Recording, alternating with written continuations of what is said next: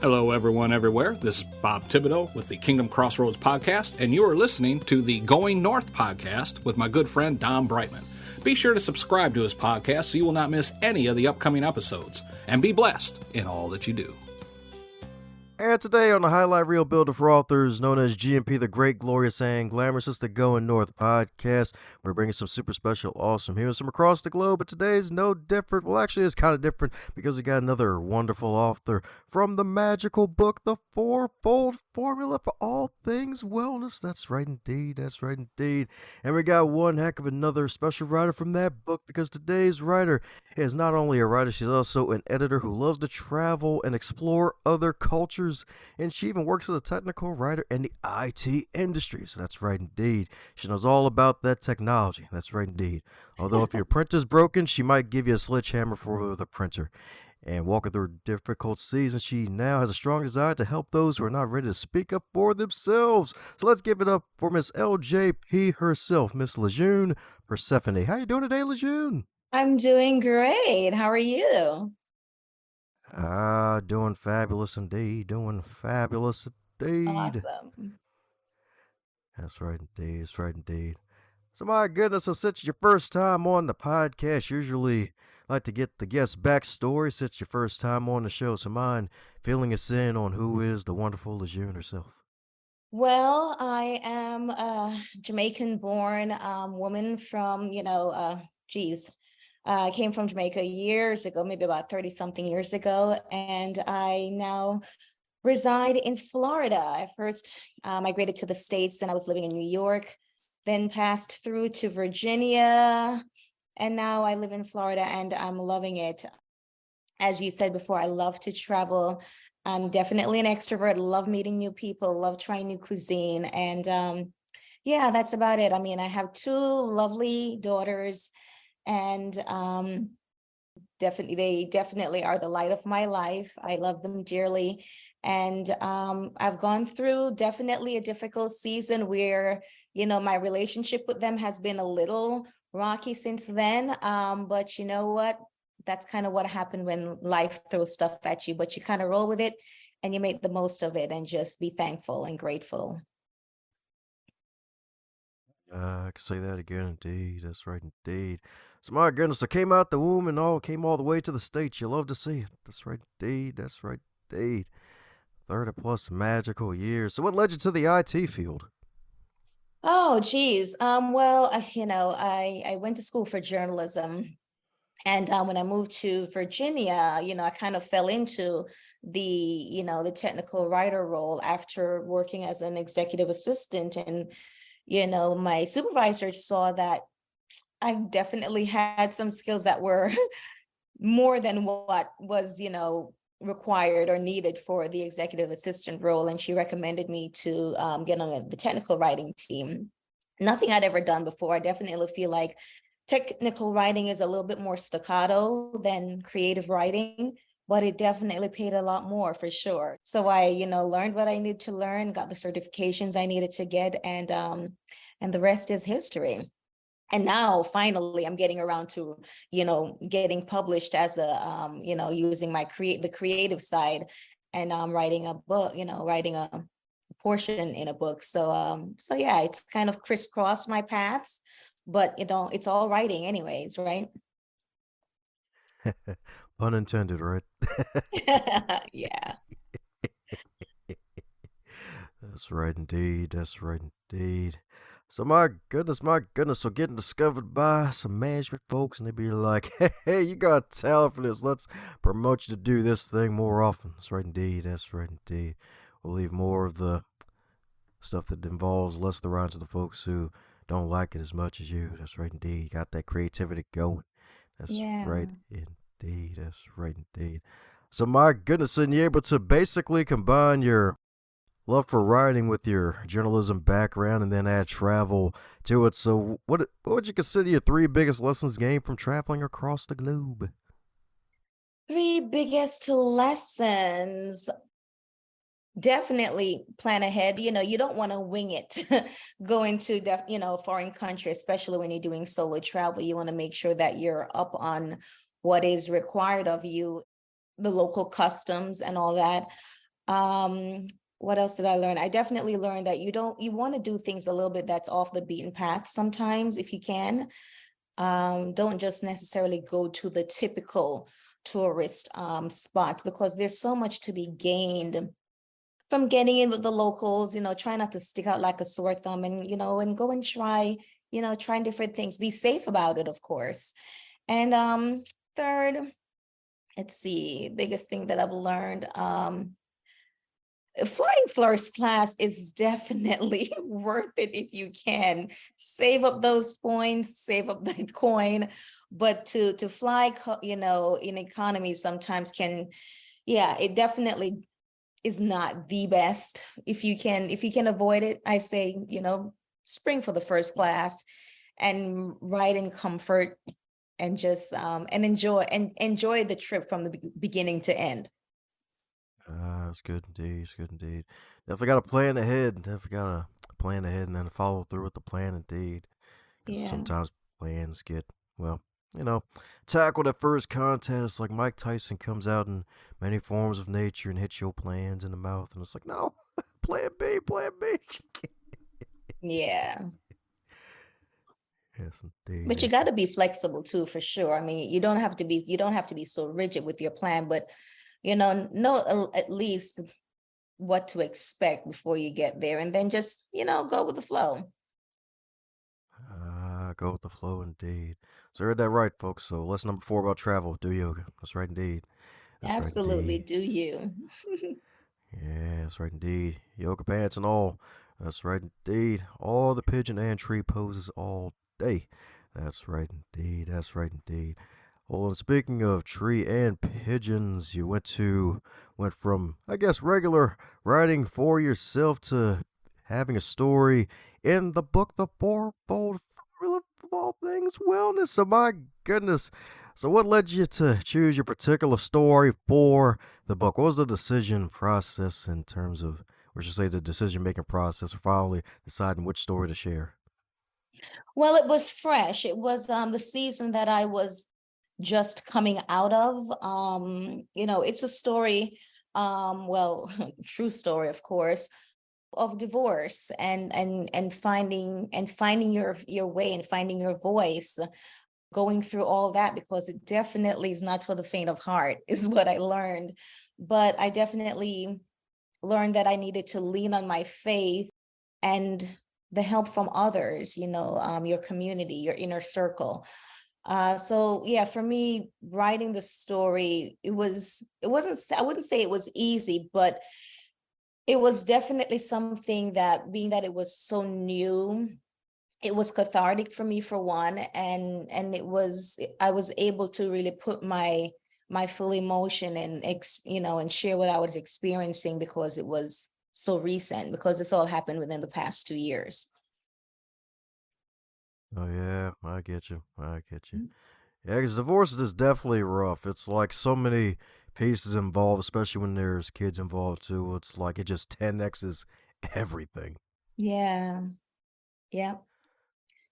But for the grace of God, I don't know how I made it through, but I'm on the other side of it. The papers have been signed, just that the relationships right now are a little bit rocky.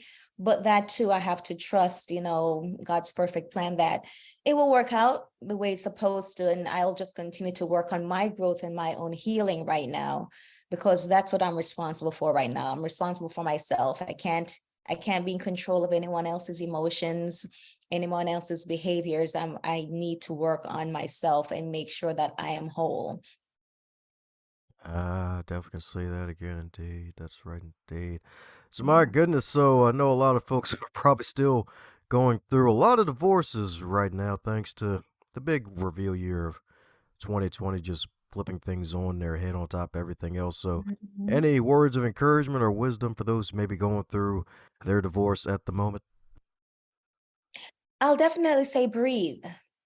Breathe and make sure self-care is a priority. You cannot go through this alone.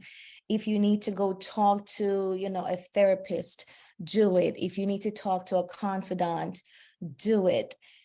do yoga, whatever it is that gives you center. I started taking long baths.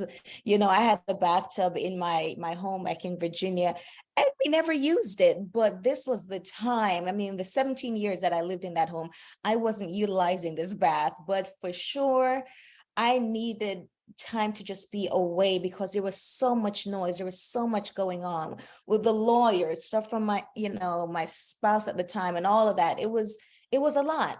And I really needed to just make sure I put that mask on myself first, like they say, in the airplane. I had to make sure that I was giving myself oxygen. I was taking that time to breathe. I was taking that time to rest so that way I could just be as calm as possible and not crazy, just going, here to and fro because of what life was throwing at me. So I definitely say breathe, take the time, prioritize self-care. It is so, so important. You have to take care of yourself, regardless of what's going on. Amen to that deed, self-care indeed. So my goodness, for 17 years of a house in Virginia with all that real estate, never had a chance to use it till the divorce. So that, my goodness, sounds like you were all as busy as I guess they say a one-legged man in a pogo stick contest. But that's the thing, as a wife and mom at the time, I was doing so much trying to take care of, everyone, taking kids to activities and all that, making sure dinner, whenever I cooked and all that stuff was taken care of. So when you're in the throes of, of just being, a mom, a wife and all that, you kind of put yourself on the back burner. So now that, my life was being upended and okay, he had left and all that stuff, I now had the house to myself to just, yes, be taking a soak in the tub, and all of that, and just be like, wow, I should have been doing this a lot sooner, to make sure I was taking care of myself. So if anything, one of the things that the divorce taught me was that I was not taking care of myself well. I wasn't loving myself well. And once I caught a hold of that realization, I decided I needed to lean into my faith and made sure I took care of myself, because I did not want to come out on the other side of this, crazy, bitter. I didn't want that for myself at all. So I really needed to take the time to really just take care of me, and love myself well. So yes, that bathtub, yes, it got a lot more use than it did in the 17 years of being there. But I'm grateful for that being the start of my self-care journey, being one of the things that I started doing to take care of myself. Sweet. That's right indeed. That's right indeed. That's right indeed. Got to enjoy the bath. Didn't have to jump in the shower and make it as quick as possible so the kids don't try to burn the house down. It's freaking amazing. It's like, yay, finally freedom. Self-care's finally here. Yes, indeed. Yes, indeed. So since you're a woman of faith, you usually invite fellow Christians to share their salvation testimony on the podcast. So what led you to find faith? Well, I grew up in the church. I believe I gave my life to the Lord at 8 years old. My mom was always involved in the church. My dad was too. My mom has passed away, and that was a part of what started for me in 2020. My mom passed away, at the beginning of the year, and then 6 months later, here comes the the divorce, that started. So my mom, definitely seeing her grow up in the Lord, and not grow up in the Lord, but seeing her exercise her faith as a child, for me, seeing that was pretty much I guess you would say, that pillar that I leaned on in terms of a good role model to follow. So seeing her faith and the way that she was always such a prayer warrior. She just always trusted God for everything. And I grew up with that as well. I'm going to just say it's in my DNA. So for me, especially now that my mom had passed, that's all I had left. I had nothing but God left to lean on. My mom was gone. My spouse was gone. And, it's kind of one of those things, after you've done all you can, you just have to stand and lean on God, because he's never failed me. He said he promised he'd never leave me alone. And thankfully, I'm so grateful in my spiritual upbringing that I was able to know that at the end of the day, regardless of what happens, God's got me. He hadn't brought me this far to leave me. So yeah, my faith will definitely continue to be the pillar that I lean on, definitely going forward. Amen to that. That's what I'm talking about indeed. That's right. Indeed. That giant rock in the sinking sand. That's what I'm talking about indeed. That's right. That's what I'm talking about indeed. Sweet. So now that this magical book is out and you're popping on these shows, is there a question that you wish you'd be asked more often when you're on these interviews? Oh, that's a good question. I guess in terms of a lot of times I realize that the stories that we share, it really is something that we know that a lot of other people go through. So I guess the question that I feel could be asked is, do we ever feel that we could have been prepared to handle things the way that we have? And I guess in answering my own question, yeah, I'm going to say that no, I couldn't have seen myself being prepared to walk through the season that I just walked through. I did not believe I was strong enough. I did not believe I was capable enough. I mean, here it is. I've gone through my first hurricane on my own. Well, we never lived in Florida before. Now I live in Florida. And I'd never lived on my own before. So, I literally lived in my mom's home and then, moved out and, with my husband now and all that. And it definitely was something new and different. So, yeah, not having gone through whatever, the other authors in this book, some of them, what they've gone through, they're the first to have gone through something like that. And yeah, I don't even know what could have prepared either of us to withstand or to persevere as we have. But for me, like I said, definitely, but by the grace of God.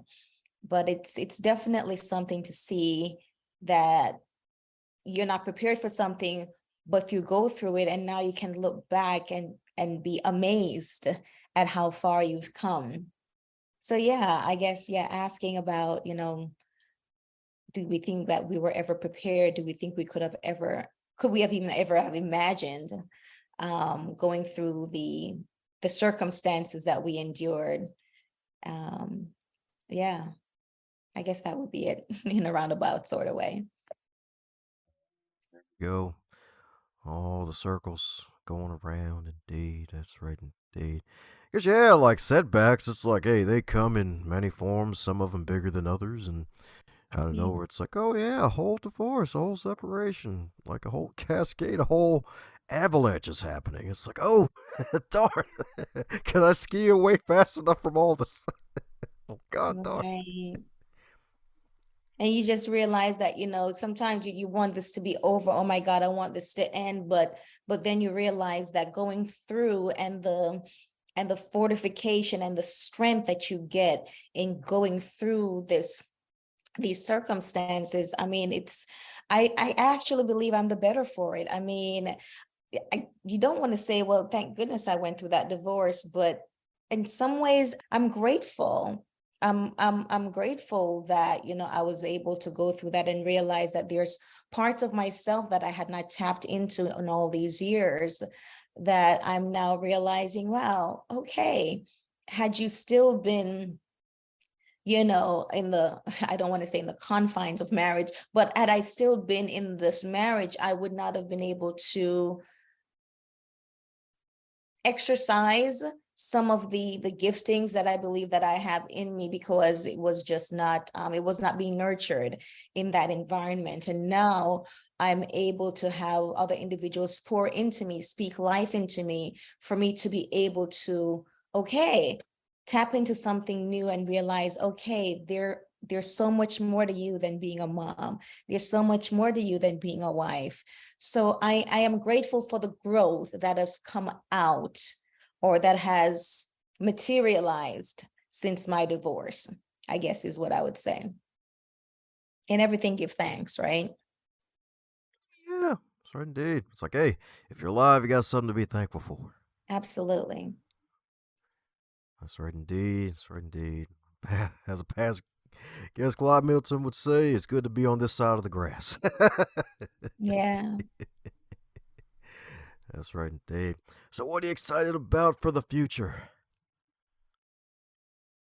I am excited for the opportunity to be able to share my story with others, to be able to share what I've learned, what I see that I could have done better in my years of marriage, in my years of motherhood.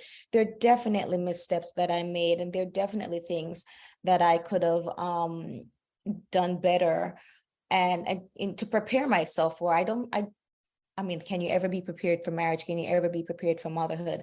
I don't think I was. I mean, I think I married way early, but I want to be able to impart some of that to others to help them, navigate, some of the pitfalls that they could be heading towards. So if I can share with someone to help them realize, oh, you might be doing things a little bit off kilter. Oh my God, it would be such a blessing to be able to do that in whatever capacity, whether it be as a speaker or writing something else, or just sharing, anyone in my, that I might come across that, might know about my story and I can share it with.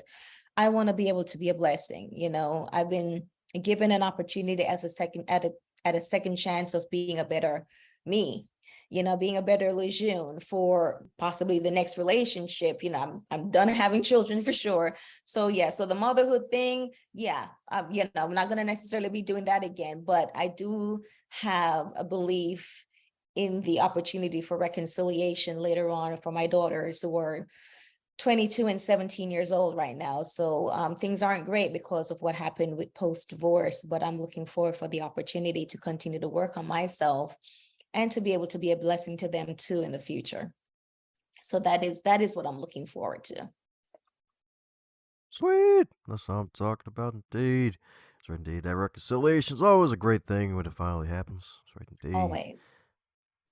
Yes, indeed. It's like, hey, the peanut butter's been peanut butter for a long time, but when the jelly comes back and the sandwich appears, it's hallelujah. That's right. That's right indeed. That's right indeed. That's right indeed.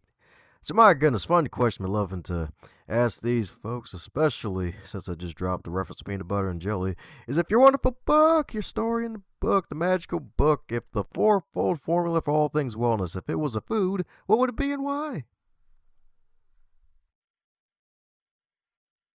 Wow. So that's the first.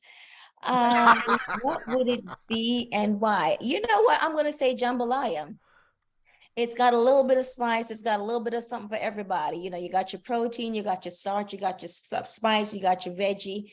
It's got a little bit of something for everybody. So yeah, jambalaya, it is. Sweet. The first ever for the podcast, indeed. It's jambalaya. That's right, indeed. Yes, That's right, indeed. absolutely. Sweet. That's what I'm talking about, indeed. So, my goodness, coming down to the magical question that every guest gets to receive. And that is if you're to wake up tomorrow and you're 25 again, but you're still in 2022, what advice would you give to yourself? What advice would I give to myself? Put yourself first. Self-care isn't selfish. Put yourself first, because only when you put yourself first can you be a blessing to someone else in a healthy way. And by that, I mean, you can't pour from an empty cup. If you yourself aren't filled to overflowing, you can't serve others well. So I think I have a mentor of mine that says, she wants to be able to serve from her saucer. So I want to be that teacup that is filled to overflowing so that I can serve others from my saucer. Does that make sense? Yeah. Oh, it makes sense, especially that you mentioned tea, because as soon as you said sauce, my mind went to UFO sauce or space sauce. So I was like, ooh, like. Hey. Yeah. That's right, indeed. Self-care. Protect yourself from the alien probes, y'all. That's right. Yeah. That's right. It's gonna be E.T. You gotta tell it to go home. If you don't, man, Will Smith gonna come back with that red laser, make you forget. That's right, indeed. That's why it's important to take care of yourself, y'all. That's right, indeed. That's right, indeed. So, for those who want to dodge the alien probe and need to keep up with your journey, what's the best way for folks to do so? Well, they can find me on Instagram at Lejeune Persephone. I'm also on Facebook. And I'm hoping to start a website called pivotingperspectives.com, but that has not fully launched yet. But yes, out of all of this, I've realized that I've had to pivot a lot of my perspectives in the way I view and see things. So yeah, so there's a lot of things that are in the works right now that I'm hoping to be able to serve others with, and we'll just see where this goes. It'll go north indeed. It'll go north indeed. So, heard that right, folks. Follow the LJP yourself, y'all. That's right. Follow on the IG, slide into her DMs. Be like, hey, you're freaking fabulous. Love your story. And the book. Hey, when's the full book coming? That's right, indeed. When you're gonna finally join the Biz of Immortality Level 2, the full Lejeune story. Not on the camp at all. That's right, indeed. That's right, indeed. That's right, indeed. So, my goodness, any parting words before we close up shop? I'll just say that while divorce is not what I had planned for my life, I'm grateful for the marriage that I had. I'm grateful for the children that I had, and I do wish that folks that are married will continue to nurture your marriage. Communicate well. Communicate well. It is so important, and treat it like a car, just like you would put oil in a car, gas in a car. You need to do these things to make a car work efficiently. And so goes it for marriage. And it takes two to do that. So I do wish marriages well. And I do wish folks that are, that are no longer in a marriage, that they just continue to take care of themselves, treat themselves well, because there's a bright future ahead. I believe it for myself, and I believe it for you too. How's it going, my friend? I'm so glad you made it to the end of this episode. If you'd like, do me a solid and share this with at least 3 people in your network and tell them what you really liked about this episode. So that way we can get as many people as possible with their ears on this podcast so they can be inspired to do the best that they can out of life and better. Advance others to advance yourself.